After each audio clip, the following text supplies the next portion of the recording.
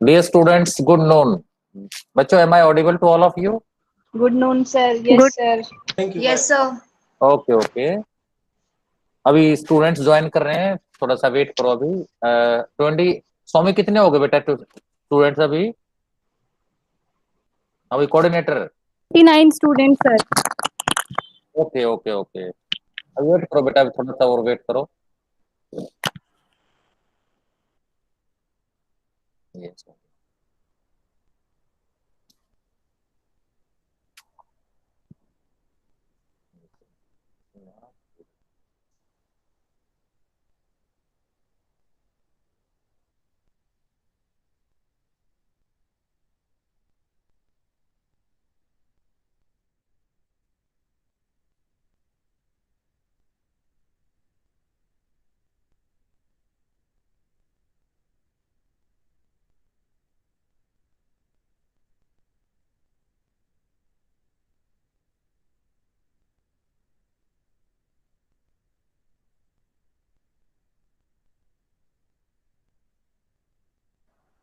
हाँ भाई coordinator, how many students have join till now? 30 student sir. 30 okay. I think we should wait for 1 or 2 minute. Okay sir. हाँ, क्योंकि बेटे presentation start होने के बाद है ना, फिर वो ज्वाइन नहीं हो पाते।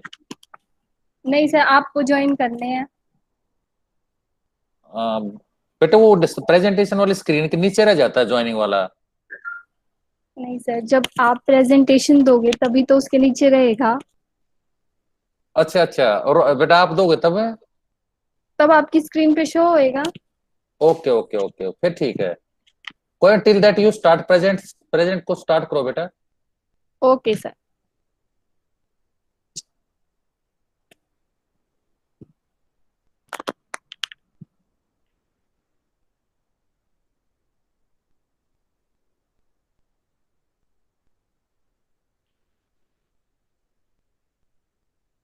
Somi, your lecture will be recorded on the server of university. Okay बेटा? Okay sir.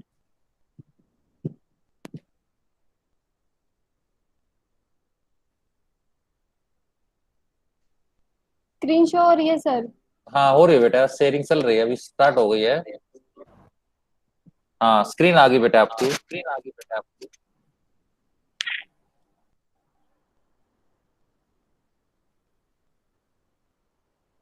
इसको बेटा फुल स्क्रीन कर ले। हाँ कर लिया। हाँ इट्स गुड। अभी थोड़ा और वेट कर लो बेटा, 1-2 मिनट और वेट करते हैं, then will start. Okay sir. अभी कितने हो गए टोटल स्टूडेंट? 31 हो गए। 31 मुझे तो पता नहीं चल रहा सर, मेरी स्क्रीन नहीं है। हाँ नहीं, मेरे पास है बेटा, एक 31 मिनट आ गए। रुको। हाँ 31 स्टूडेंट्स हैं सर। हाँ 31 आ गए बेटा, yes. I think we should continue the class. Okay sir. हाँ ऑडिबल हूँ सर अच्छी हाँ तरह? बेटे बिल्कुल क्लियर ऑडिबल हो। You start your presentation please. Okay. तो my topic is sodium and potassium pump. इसके नाम से क्या पता चल रहा है कि इसमें सोडियम आयंस और पोटेशियम आयंस इन्वॉल्व हैं। ठीक है। अब क्या होता है कि जो सोडियम और पोटेशियम पंप है ये एक्टिव ट्रांसपोर्ट होता है। अगर हमें ये समझ में आ जाए ना कि एक्टिव ट्रांसपोर्ट क्या होता है, तो हमें अच्छी तरह समझ में आ जाएगा कि सोडियम पोटेशियम पंप क्या करता है। ठीक है, तो फर्स्टली हम एक्टिव ट्रांसपोर्ट पढ़ेंगे क्या होता है। Active transport is the movement of substance into और आउट ऑफ द सेल। तो ये क्या होती है कि सब्सटेंस की, किसी भी सब्सटेंस या आयंस की मूवमेंट होती है कहां से कहां तक, from lower concentration to higher concentration, requiring the expenditure of energy. तो इसमें क्या होता है कि लो कंसेंट्रेशन से हाई कंसेंट्रेशन तक आयन जाते हैं और इसमें एनर्जी यूज होती है। एनर्जी कहाँ से यूज होगी? जो एटीपी एनर्जी रिच मॉलिक्यूल्स हैं वहां से एनर्जी यूज होती है एक्टिव ट्रांसपोर्ट में। ठीक है, तो Na और K positive pump is present in all eukaryotic cells. Eukaryotic cells कौन से होते हैं, कोई बच्चा बताएगा? बेटे बाय नेम बोलो जिनको आप जानते हो। माइक में जो भी बायो के स्टूडेंट है कोई भी बता दे, यूकैरियोटिक सेल्स कौन से होते हैं? जिसमें न्यूक्लियस प्रेजेंट होता है। जिसमें न्यूक्लियस प्रेजेंट होता है, ठीक है काफी हद तक, लेकिन उसमें क्या होता है, मेम्ब्रेन बाउंड ऑर्गेनेलिज होती है, जैसे न्यूक्लियस के ऊपर न्यूक्लियस एनवेलप भी प्रेजेंट होता है, तो वो होते हैं यूकैरियोटिक सेल्स। अब क्या होता है, कोई भी सेल है उसके अंदर क्या होता है, के पॉजिटिव आयंस ज्यादा प्रेजेंट होते हैं, यानी उनकी हाई कंसेंट्रेशन होती है। क्या लिखा हुआ है इसमें, there is high concentration of K positive about 0.15 molar and low concentration of Na positive. तो क्या होता है इसमें, अंदर जो सेल के इनसाइड क्या होता है, कंसेंट्रेशन के पॉजिटिव की क्या होती है, ज्यादा होती है, और Na पॉजिटिव क्या होती है, कम होती है। तो वैसे ही जो सेल के बाहर आउटसाइड द सेल क्या होता है, Na पॉजिटिव की कंसेंट्रेशन ज्यादा होती है और के पॉजिटिव की कम होती है। तो इसमें मैंने एक्टिव ट्रांसपोर्ट क्या बताया था, from lower concentration to higher concentration. अब देखो Na पॉजिटिव की कंसेंट्रेशन अंदर कम है, तो Na पॉजिटिव आयन कहां से कहां मूव करेंगे, इनसाइड टू आउटसाइड, और के पॉजिटिव आयन की कंसेंट्रेशन बाहर कम है, तो के पॉजिटिव कहां से कहां मूव करेंगे, बाहर से अंदर की तरफ। इतना समझ में आ गया। तो large concentration gradient difference in the intracellular extracellular concentration is setup. तो क्या होता है, कंसेंट्रेशन में काफी डिफरेंस हो गया, तो इसमें क्या होता है, कंसेंट्रेशन ग्रेडियंट हो जाता है। तो इसमें मैं आपको एक वीडियो दिखाऊंगी पहले, अगर आप उस वीडियो को देखोगे ना, आपको आधे से ज्यादा प्रोसेस वैसे समझ में आ जाएगा।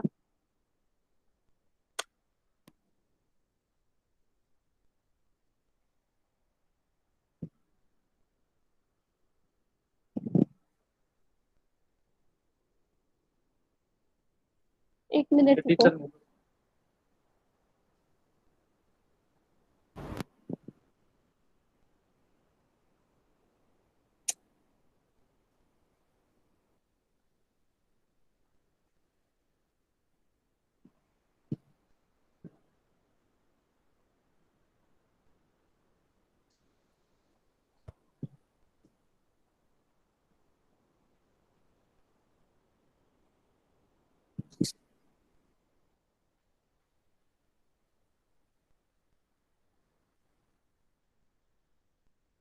वीडियो दिख रही है सबको?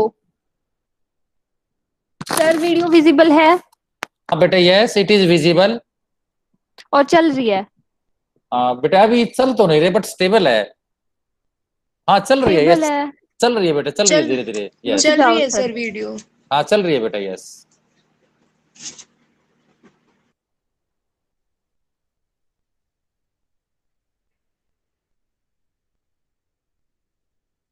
तो फर्स्टली क्या होता है, जो ये ग्रीन सी लेयर दिख रही है ये क्या है, सेल की आउटर लेयर है, इसके बाहर आउटसाइड द सेल है, और जो ये ब्लू पोर्शन है ना वो इनसाइड द सेल है। तो एक्टिव ट्रांसपोर्ट मैंने आपको पहले ही बता दिया, from lower concentration to higher concentration. इसके बाद क्या होता है, एटीपी एनर्जी रिक्वायर करता है एक्टिव ट्रांसपोर्ट। ये आपको स्क्रीन पे क्या दिख रहा है, Na पॉजिटिव के पॉजिटिव पंप, यानी सोडियम पोटाशियम पंप दिख रहा है। अंदर क्या है, के पोटाशियम की कंसेंट्रेशन क्या है, ज्यादा है, और बाहर क्या है, सोडियम की कंसेंट्रेशन ज्यादा है। दिख रही है आप सभी को? हाँ बेटा, yes it is visible, clear है। Okay sir. हाँ तो क्या गुड। होगा, लोअर कंसेंट्रेशन से हायर कंसेंट्रेशन तक जाएंगे। अब देखो नीचे वाली लेयर में इनसाइड द सेल देखो, Na पॉजिटिव बहुत कम है, 1 2 3 4 बिल्कुल कम कंसेंट्रेशन, और बाहर ज्यादा है। तो Na पॉजिटिव कहां से कहां मूव करेंगे, इनसाइड से आउटसाइड मूव करेंगे, ठीक है। और के पॉजिटिव की कंसेंट्रेशन आउटसाइड द सेल कम है, तो वो आउटसाइड से इनसाइड आएंगे, ठीक है। इसके बाद Na पॉजिटिव देखो, ये एरो देखो, Na पॉजिटिव अंदर से बाहर जाएंगे, movement against the concentration gradient.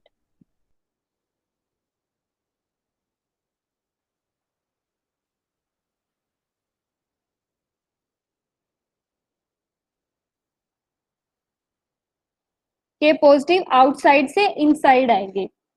अब क्या होता है, इस प्रोसेस में एटीपी यूज होता है। एटीपी कैसे यूज होएगा एनर्जी के लिए, ये जो 3 साइड दिखा रखे हैं सोडियम पोटाशियम पंप में, 3 तो होती हैं सोडियम बाइंडिंग साइट्स और 2 होती हैं पोटाशियम बाइंडिंग साइट्स। इसके बाद जो सोडियम बाइंडिंग साइट्स है ना वो अंदर की तरफ होते हैं, क्योंकि सोडियम को इनसाइड टू आउटसाइड मूव करना होता है। जो पोटाशियम बाइंडिंग साइट्स है वो बाहर की तरफ होती हैं थोड़ी सी, क्योंकि उनको आउटसाइड से इनसाइड आना होता है।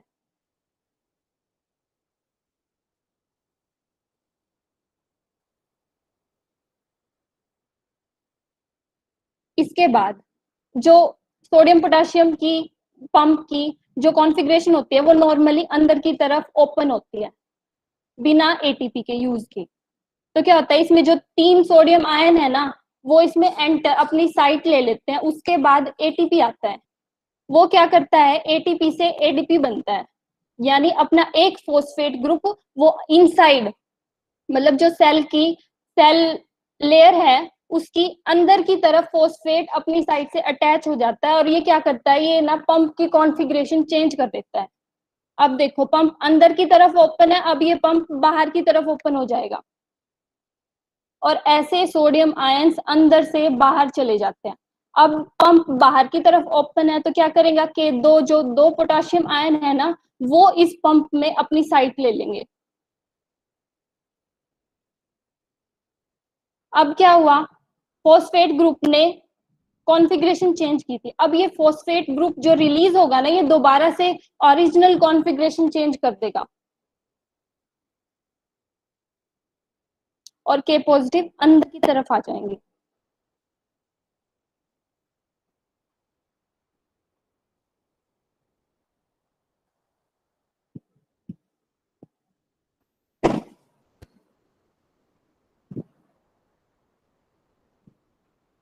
ऐसे ही साइकिल बार बार रिपीट होता रहेगा। जैसे एटीपी आया और उसने एक फॉस्फेट लिया और एडीपी रिलीज हो गया।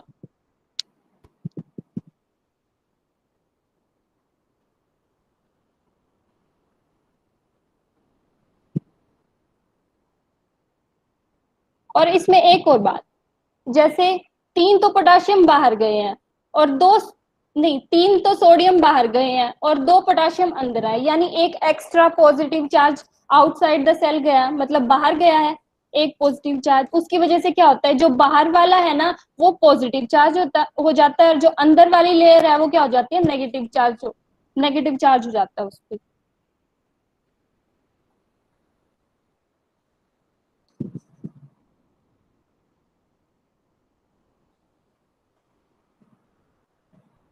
तो ये वीडियो इतनी ही थी, मैं नेक्स्ट स्लाइड ओपन कर लेती हूँ। तो क्या होता है, अब देखो हमने क्या देखा कि लो कंसंट्रेशन से हाई कंसंट्रेशन आते हैं। अब जैसे सोडियम आयंस हैं उनकी पहले ही अंदर लो कंसंट्रेशन है, वो तो खत्म नहीं हो जाएंगे, ऐसे तो हमारा पंप काम ही नहीं करेगा अगर सोडियम आयन अंदर खत्म हो गए। तो उसके लिए क्या होता है, जो सेल मेम्ब्रेन है ना उसमें चैनल्स होते हैं, चैनल्स मीन्स पोर्स होते हैं थोड़े थोड़े छोटे छोटे। उसमें क्या होता है कि उन पोर्स से सोडियम जो बाहर हाई कंसंट्रेशन है ना वो अंदर आती है, यानी तभी उसकी लो कंसंट्रेशन अंदर होते हैं इनसाइड द सेल। ठीक है, और ये पंप को क्या बोलते हैं, सोडियम पोटाशियम पंप, क्योंकि इसमें सोडियम और पोटाशियम आयन इन्वॉल्व होते हैं, इसलिए इसको सोडियम पोटाशियम पंप बोलते हैं। इसमें एनर्जी कहाँ से आती है, hydrolysis of energy rich molecules ATP. तो मैंने आपको पहले ही बता दिया, अब एटीपी से एक फॉस्फेट ग्रुप रिलीज होगा तो क्या बनेगा, एडीपी, एडिनोसिन ट्राइफॉस्फेट से एडिनोसिन डाइफॉस्फेट बनेगा, तभी इसकी सोडियम पोटाशियम पंप की कॉन्फ़िगरेशन चेंज होगी। और क्या होता है, the brain cell and kidney use about 70% of energy from ATP for the transport of ions. तो क्या होता है, जो ब्रेन सेल्स होते हैं और जो किडनी के सेल्स होते हैं वो 70% एनर्जी एटीपी से लेते हैं सोडियम पोटाशियम पंप को वर्क करने के लिए। For each ATP molecule hydrolysed, अगर एक एटीपी मॉलिक्यूल हाइड्रोलाइज होगा ना तो 3 तो सोडियम आयंस बाहर जाएंगे और 2 पोटाशियम आयंस अंदर आएंगे। ये इसकी इक्वेशन है। अब इसकी इक्वेशन में ये लिखा हुआ है 3Na पॉजिटिव इनसाइड आउटसाइड, इसका मतलब ये नहीं है कि, इसका मतलब ये है कि ये इनसाइड प्रेजेंट है और ये आउटसाइड प्रेजेंट है। तो फिर एटीपी मॉलिक्यूल आने के बाद पंप वर्क करने के बाद क्या हुआ, जो इनसाइड थे ना ये आउटसाइड चले गए और 2 के पॉजिटिव कहाँ गए, इनसाइड आ गए, तो एडीपी बन गया, यानी एक फॉस्फेट ग्रुप रिलीज हो गया। The site of binding of ATP is located on the inside of the membrane where ADP is liberated and a phosphate group bound bound to protein. तो इसमें क्या होता है, जब एटीपी एक फॉस्फेट ग्रुप को रिलीज करेगा तो उसकी बाइंडिंग साइट सेल मेम्ब्रेन के अंदर की तरफ होती है, जहां पे फॉस्फेट ग्रुप लगा था, आपने वीडियो में देखा होगा। ठीक है, नेक्स्ट है, ये स्ट्रक्चर है पूरी प्रोसेस का, आप एक बार देख सकते हैं। देखो यहाँ पे देखो, एटीपी मॉलिक्यूल आया, इसने एक फॉस्फेट ग्रुप अटैच किया, तो क्या हुआ, जो 3 सोडियम आयन है ना वो अंदर अपनी साइड पे चले गए। उसके बाद क्या हुआ, जो फॉस्फेट ग्रुप आया है ना उसने क्या कर दिया, कॉन्फ़िगरेशन चेंज कर दी, यानी बाहर की तरफ ओपन कर दिया। अब बाहर की तरफ ओपन कर दिया तो 3 सोडियम आयंस तो बाहर चले गए, अब 2 पोटाशियम आयंस अंदर आ गए, अपनी साइड ले ली। अब ये फॉस्फेट ग्रुप रिमूव होगा ना, देखो इस कॉन्फ़िगरेशन में फॉस्फेट ग्रुप रिमूव हुआ तभी कॉन्फ़िगरेशन चेंज हुई और 2 पॉजिटिव बाहर की अंदर की तरफ आ गए। ठीक है, तो इसमें यही बात लिखी हुई है कि हर बार एक पॉजिटिव एक्स्ट्रा चार्ज बाहर चला जाता है, तो इसकी वजह से क्या होता है, इलेक्ट्रिक करंट जनरेट होता है, उसकी वजह से सोडियम पंप क्या है, इलेक्ट्रोजेनिक। इलेक्ट्रोजेनिक वो प्रोसेस होती है जहां जहां पे क्या होता है, आयंस की मूवमेंट होती है, यानी आयंस का ट्रांसफर होता है, ये कह सकते हैं हम ट्रांसलोकेशन ऑफ चार्ज। ठीक है, तो इसकी वजह से क्या होगा, बाहर वाली लेयर होगी पॉजिटिवली चार्ज और अंदर वाली लेयर होगी नेगेटिवली चार्ज। यहां तक किसी को ना समझ आया हो?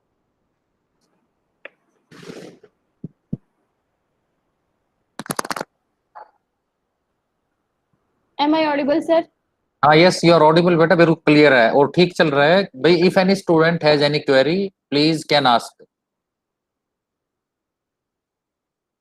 यू कंटिन्यू बेटा। ठीक है, अब sodium potassium pump biological process में इन्वॉल्व है, तो सीधी सी बात है, इसमें बायोकैटलिस्ट कौन से होते हैं, एंजाइम्स होते हैं। अगर एक और बात, अगर किसी भी नाम के पीछे एज लगाओ, ASE, तो उसका मतलब सिंपली होता है कि वो एंजाइम है और वो बायोलॉजिकल प्रोसेस में इन्वॉल्व है।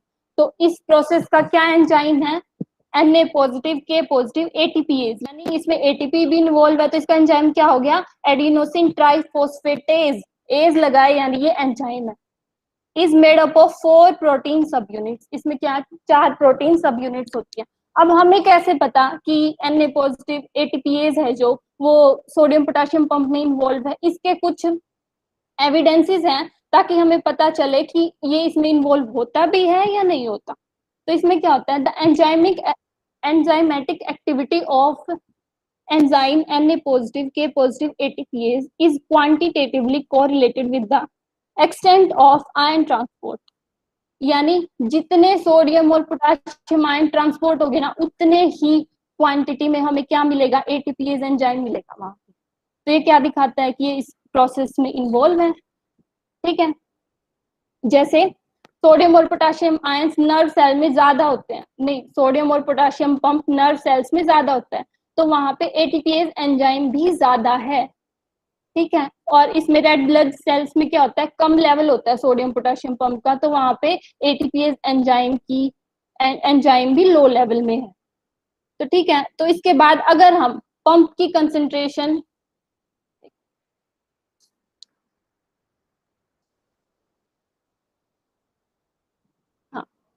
अगर हम पंप की कंसंट्रेशन किसी भी सेल में कम करते तो वहां पे एंजाइम की कंसंट्रेशन भी अपने आप कम हो जाएगी। तो ये क्या होता है, जो पंप की कंसंट्रेशन के साथ एंजाइम की एक्टिविटी भी डिफर करती है।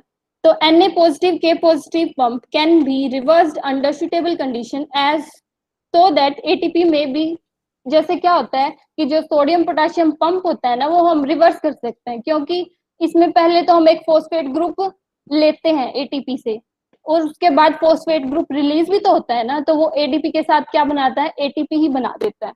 तो ये रिवर्सिबल प्रोसेस है। इसके बाद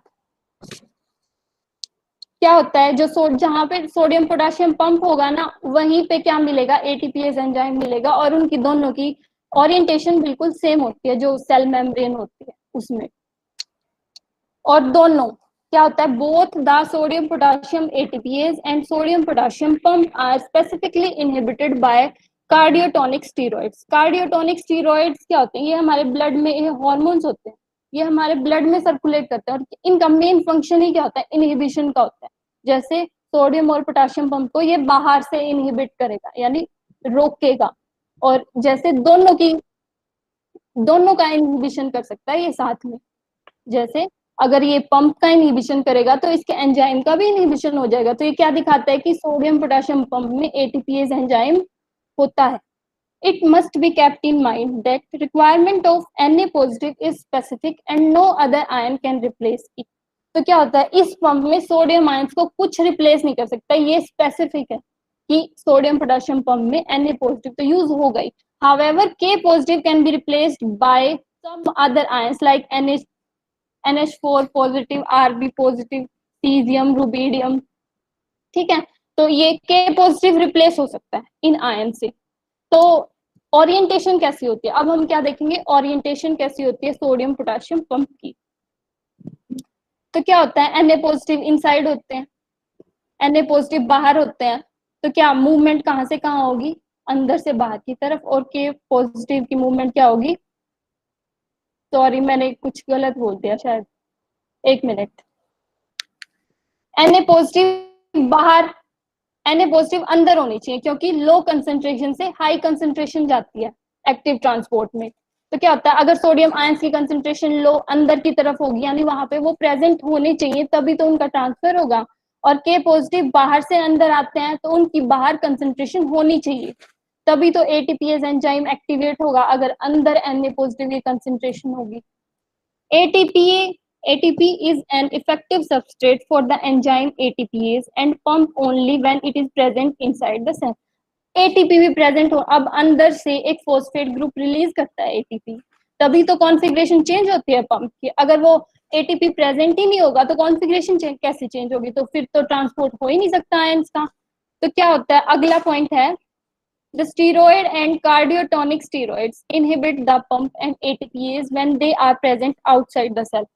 कार्डियोटोनिक स्टीरॉइड्स पंप को इनहिबिटेड करते हैं, कैसे करते हैं, बाहर से करते हैं। अगर वो अंदर प्रेजेंट होंगे तब इनहिबिट नहीं करेंगे, लेकिन अगर बाहर प्रेजेंट है ना सेल के तो पंप को इनहिबिट करेंगे। जैसे अंदर की तरफ कौन इनहिबिशन करता है, वेनेडियम आयंस।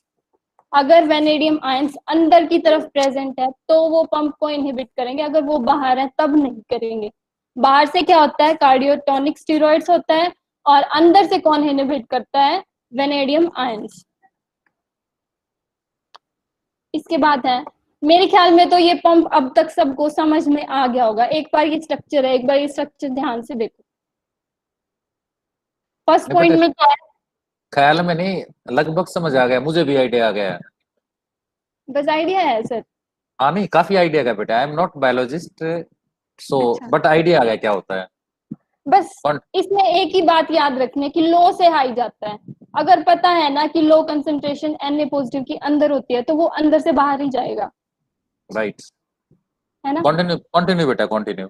ठीक है, इस फर्स्ट प्रोसेस में क्या दिया हुआ है, Na पॉजिटिव आयंस की कंसंट्रेशन अंदर कम होती है, इसीलिए वो ATP को यूज करके अपनी साइट ले लेते हैं और एक फोस्फेट ग्रुप रिलीज हो जाता है। सेकंड फिगर देखो, फोस्फेट ग्रुप ने कॉन्फ़िगरेशन चेंज कर दी, बाहर की तरफ ओपन हो गया पंप, बाहर की तरफ ओपन हुआ तो Na पॉजिटिव आयन बाहर चले जाएंगे और K पॉजिटिव अपनी साइट ले लेंगे। अब ये फोस्फेट ग्रुप दोबारा से यहाँ से हटेगा तो ये कॉन्फ़िगरेशन दोबारा चेंज कर देगा और क्या होगा, 2 K पॉजिटिव अंदर की तरफ आ जाएंगे।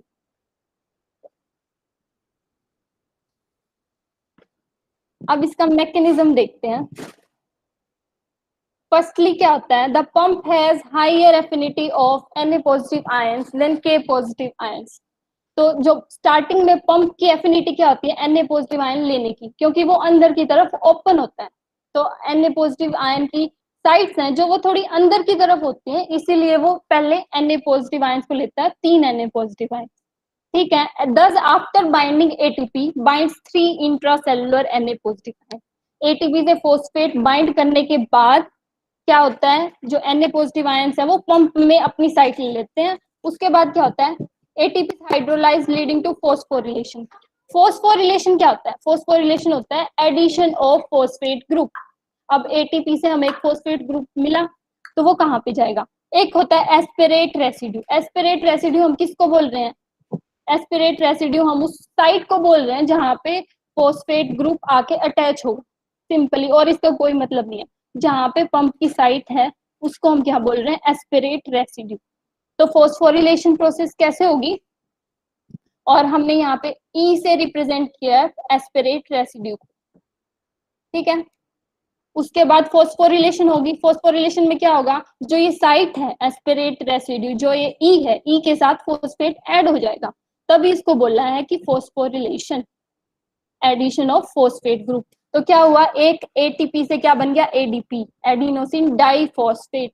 और इस प्रोसेस में कौन से आयन इन्वॉल्व होते हैं, सोडियम और मैग्नीशियम आयंस इन्वॉल्व होते हैं, ठीक है। अगर जो ये फॉस्फेट ग्रुप आया है, जो ये फॉस्फेट ग्रुप आया, इसने क्या कर दिया, जो पंप है उसकी कॉन्फ़िगरेशन चेंज कर दी और उसको बाहर की तरफ ओपन कर दिया। The conformational change exposes that Na positive ion to the outside।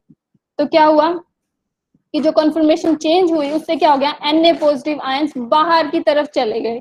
The phosphorylated form of pump has low affinity for Na positive ions। अब क्या हो गया कि बाहर की तरफ Na पॉजिटिव आयन ज्यादा तो है, लेकिन जो पंप में जो साइट है ना, वो K पॉजिटिव आयंस की थोड़ी बाहर की तरफ होती है। तो उसके क्या हो गया कि K पॉजिटिव आयंस की एफिनिटी ज्यादा है कि वो पंप में आए, जब पंप बाहर की तरफ ओपन है। यानी उसने 3 सोडियम आयंस तो बाहर की तरफ भेज दिए, अब उसकी क्या बारी है कि वो 2 पोटेशियम आयंस को अंदर की तरफ लाए। तो उसमें क्या होगा, उसमें ये प्रोसेस इन्वॉल्व होगी डीफॉस्फोरिलेशन।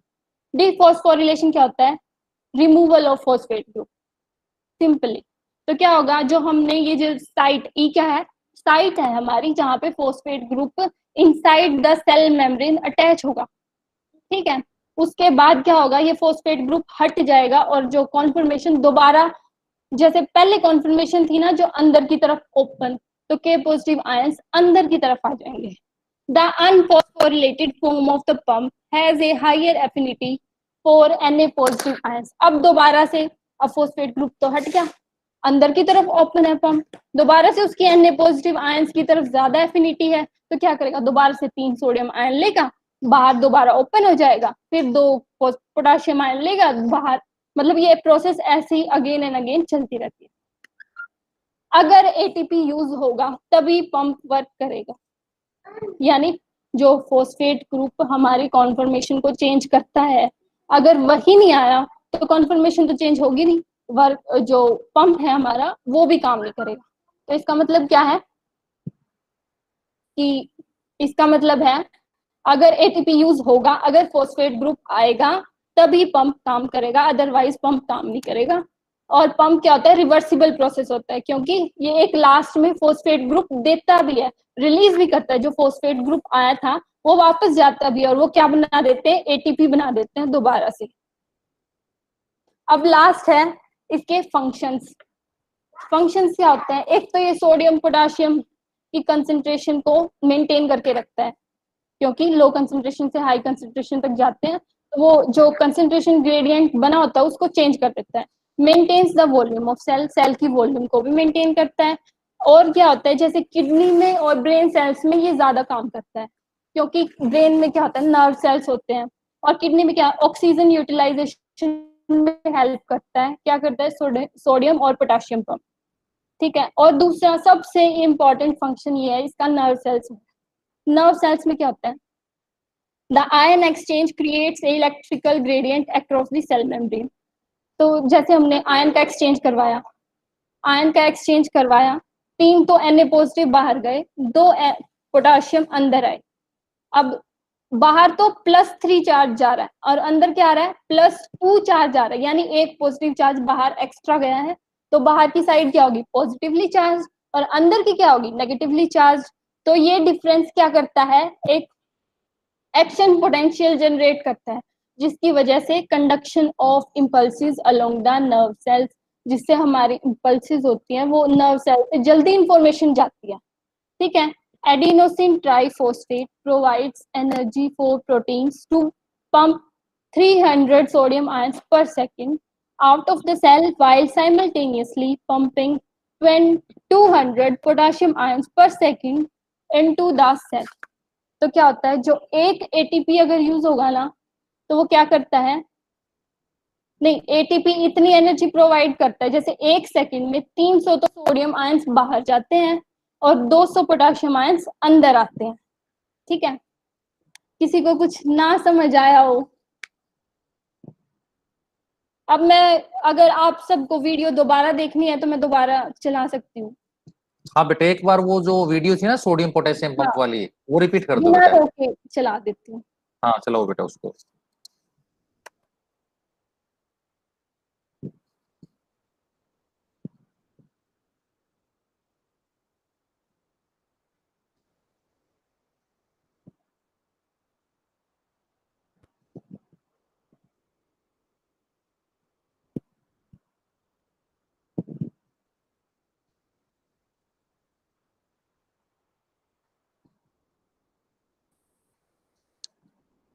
एक मिनट।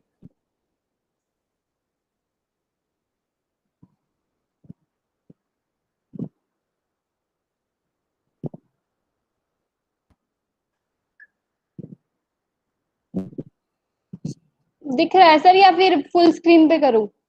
बेटा फुल स्क्रीन कर दो, ज्यादा अच्छा रहेगा। हाँ, फिर से रुक गया, वो स्टॉप हो गया। हाँ, ये फुल स्क्रीन पे चल नहीं रहा सर, पता नहीं नेटवर्क प्रॉब्लम है क्या चलो है। कोई बात नहीं, इसी पे चला दो बेटा, कोई बात नहीं, इसी पे चलने दो।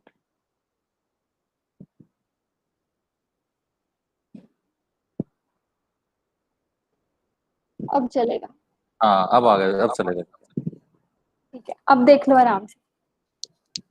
नहीं, आप इसमें साथ साथ थोड़ा थोड़ा बोलते रहना बेटा। लिटिल कमेंट्री प्लीज है, लिटिल कमेंट्री। ओके।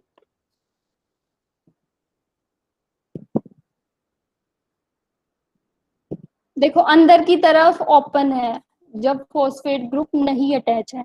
आउटसाइड क्या है, सोडियम आयन की कंसंट्रेशन ज्यादा है, और इनसाइड क्या है, पोटेशियम आयंस की। अब लो से हाई जाएगा, हमेशा बस यही याद रखना कि लो कंसंट्रेशन से हाई कंसंट्रेशन जाएगी। अब सोडियम की अंदर लो है ना, तो तभी वो बाहर जाएगी। देखो इसमें 3 अब सोडियम आयंस जाएंगे अंदर से बाहर।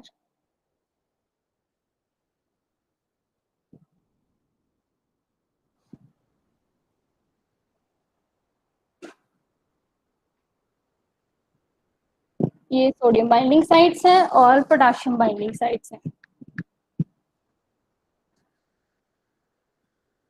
अब देखो एटीपी आएगा, वो एक phosphate group inside cell membrane की अंदर की तरफ अटैच कर देगा। अब ये फोस्फेट ग्रुप कॉन्फ़िगरेशन चेंज कर देगा पंप की, और सोडियम आयंस बाहर चले जाएंगे। बेटा इट मीन्स ये हुआ कि जो एटीपी है वो उसको क्लोज कर देता है ना, उसके क्लोज नहीं माउथ कर, को। दूसरी साइड से ओपन होता है ना फिर वो। हाँ दूसरी साइड से ओपन होता है। हाँ, हाँ ये तो कह, एटीपी आने से क्लोज हुआ बेटा, वो दूसरी साइड से ओपन हो गया, और फिर वो एटीपी हाँ हट जाएगा वहां से, है ना। हाँ, तो उसकी जो ओरिजिनल कॉन्फर्मेशन है ना वही हो जाएगी। ओके तभी तो ओके ओके। दोबारा से रिवर्सिबल प्रोसेस है। हाँ yes, it is reversible, I understand. बोलते रहो बेटा, थोड़ा थोड़ा बताते रहिए प्लीज। देखो पोटेशियम आयंस अंदर की तरफ आ गए। अब एक चीज नोटिस किया आप सभी ने, जो पंप है ना, जो ये सोडियम आयंस की साइड्स हैं ये थोड़ी नीचे की तरफ है, और जो पोटेशियम आयंस की साइड्स हैं वो थोड़ी ऊपर की तरफ है। तो क्या हुआ कि पोटेशियम आयंस हमेशा आउटसाइड से, मतलब जो अपोजिट साइड है ना पंप की, वहां पे पोटेशियम आयंस की एफिनिटी ज्यादा है, तभी वो बाहर से अंदर आते हैं। अगर हमें ये बात याद है ना कि लो से हाई जाएगा, लो कंसंट्रेशन से हाई जाएगा, और ये एक्टिव ट्रांसपोर्ट है, तब तो ये पंप बहुत ही आसान है। क्योंकि अगर हमें ये पता है ना कि सोडियम आयंस की कंसंट्रेशन अंदर कम होती है, तो अंदर से बाहर मूवमेंट होगी उसकी।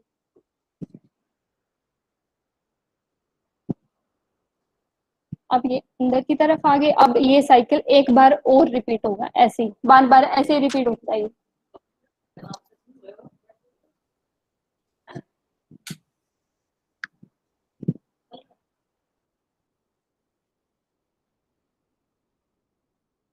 दो पोटाशियम आ गए और ये फॉस्फेट ग्रुप रिलीज हो गया, और दो, हाँ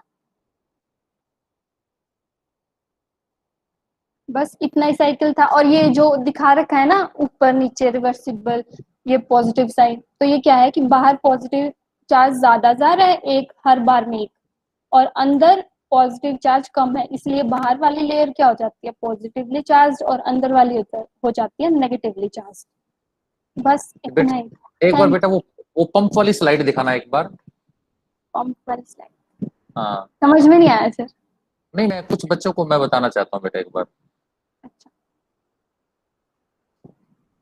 ये वाली या दूसरी दिखाऊं? इससे नेक्स्ट बेटा। फोटो दिखानी है सर आपको? हाँ फोटो दिखाओ बेटा, स्लाइड लगा दो बस। ये भी चलो, इससे नेक्स्ट दिखाओ, इससे नेक्स्ट वाली। तीन ही है सर, एक ये वाली है, रुक जाओ। एक और थी ना बेटा जिसपे वो डायग्राम थे, वो दो। ये वाली। हाँ ये वाली है। हाँ देखो, मैं सभी स्टूडेंट्स को एक ब्रीफ ये करना चाहता हूँ। समटाइम्स वी थिंक के flow of ions must occur from higher to lower concentration. देखिए जो हायर से लोअर पे होता है ना, that is spontaneous phenomenon through normal membrane. Okay, उसमें किसी के हेल्प की जरूरत नहीं पड़ती। This sodium potassium pump work is non spontaneous phenomenon. It occurs with help of ATP molecules which provide energy as well as change its shape continuously. तो इसमें जो फ्लो करवाना हमने वो लोअर से हायर पे फ्लो करवाना है, तो it occurs with help of ATP molecule, so it is non spontaneous phenomenon. तो बस इसी पे आपने ये जरूर कंसंट्रेट करना है। और ये दो पंप हैं, पेपर में एक जरूर रहता है, इस साल चलो ये वाला दे देंगे, तो इसको आप याद कर लेना, ठीक है सभी स्टूडेंट? ठीक है बच्चों?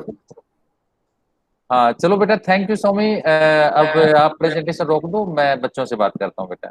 Thank you, so Okay, nice. sir. Thank you बेटा, सो नाइस।